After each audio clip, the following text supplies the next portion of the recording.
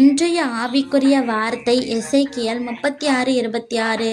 உங்களுக்கு நவமான இருதயத்தைக் கொடுத்து, உங்கள் உள்ளத்திலே புதிதான ஆவியைக் கட்டளையிட்டு, கல்லான இருதயத்தை உங்கள் மாம்சத்திலிருந்து எடுத்துப் போட்டு, சதையான இருதயத்தை உங்களுக்குக் கொடுப்பேன். உங்களோட சிந்தனைக்கு இன்னைக்கு ஒரு சின்ன கதை. இஸ்ரேல் மக்கள் கர்த்தரை விட்டு விலகி தூரமா போயிட்டாங்க.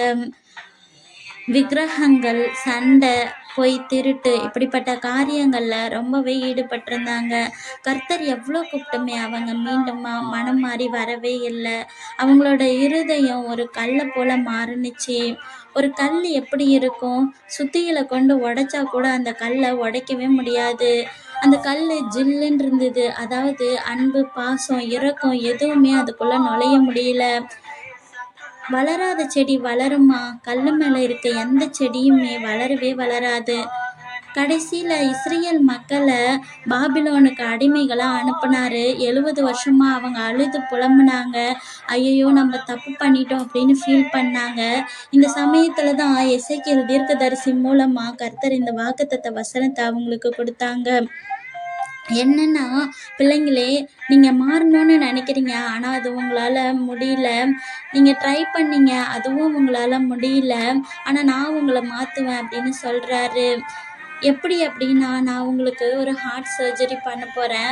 அதாவது கல்லான இருதயத்தை உங்களை விட்டு எடுத்துட்டு, சதையும் உயிருமான இருதயத்தை உங்களுக்குள்ள வைப்பேன். என்னோட ஆவியை உங்களுக்குள்ள ஊதுவேன் அப்படின்னு சொல்றாரு. அப்ப என்ன நடக்கும்? கர்த்தருக்கு அவங்களால கீழ்ப்படிய முடியும். அதே போல மற்றவங்களை அவங்க நேசிப்பாங்க. அவங்க தவறு பண்றப்ப அவங்க கஷ்டப்படுவாங்க. அவங்க கர்த்தரோட பிள்ளைகள் அப்படின்னு இந்த உலகத்துக்கு அறிமுகமாகுவாங்க. 500 வருஷத்துக்கு அப்புறமா ஏசப்பா இந்த பூமிக்கு வந்தாரு. அவர் மரிச்சு உயிரோட எழுந்து பெந்தகொஸ்தே நாள் அன்றைக்கு ஆவியானவர் வந்தாரு. அன்னைக்கு தான் இந்த எசேக்கியேல் 36:26 நிறைவேறுனுச்சு. அதாவது ஏசப்பாவை நம்புற எல்லாருக்குமே அவர் ஃப்ரீயா ஹார்ட் சர்ஜரி பண்றாரு. ஃப்ரீயா ஹார்ட் டிரான்ஸ்பிளான்ட் பண்றாரு. இதை கேட்டுட்டு இருக்க நம்மளோட வாழ்க்கையில கூட நம்மளோட இருதயம் ஒரு கல்லை போல இருக்கா, இல்லை சதையை போல இருக்குதா அப்படின்னு நம்ம டெஸ்ட் பண்ணி பார்க்கணும். அதாவது நம்ம ஒரு தவறு பண்ணிட்டோம்னா, ஐயோ இந்த தவறு பண்ணிட்டோம் அப்படின்னு நம்ம மனம் வருந்துறோமா, இல்லை அது நான் தப்பு பண்ணலை அப்படின்னு நம்ம ஒரு அலட்சியமா விடுறோமா?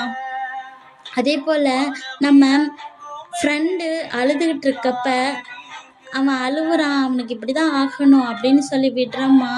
இல்லை, ஐயையோ என் ஃப்ரெண்டு அழுவுறான், அவனோட கஷ்டத்தை நான் பகிர்ந்துக்கணும், என்னடா ஆச்சு அப்படின்னு நம்ம போய் விசாரிக்கிறோமா? அதே மாதிரி பைபிள் வாசிக்கிறப்ப, ஜெபம் பண்ணுறப்ப நம்மளுக்கு தூக்கம் வருது, இல்லை போர் அடிக்குது அப்படின்னு நினைக்கிறோமா? இல்லை ஏசப்பா என்னை லவ் பண்ணுறாரு அப்படின்னு நம்ம நினச்சி சந்தோஷப்படுறோமா?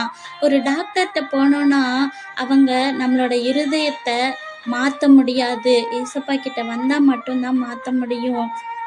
நம்ம ஏசப்பா கிட்ட கேட்கணும், ஏசப்பா என்னோட கல்லான இருதயத்தை எடுத்து போட்டுட்டு சதையும் உயிருமான இருதயத்தை எங்களுக்குள்ள கொடுங்க அப்படின்னு சொல்லி கேட்கணும்.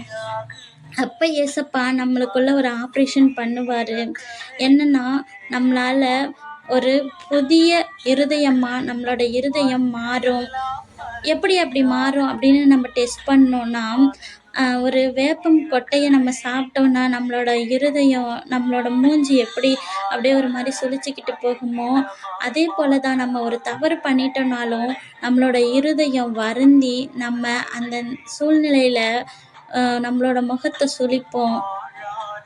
அன்பின் பரலோக பிதாவே, இன்று நாங்கள் கேட்ட வசனத்தின்படி எங்களோட கல்லான இருதயத்தை எங்கள் விட்டு எடுத்து போடுங்க. உயிரும் சதையுமான இருதயத்தை எங்களுக்குள்ள கொடுங்க. உங்களோட ஆவியை எங்கள் இருதயத்தில் ஊற்றுங்க.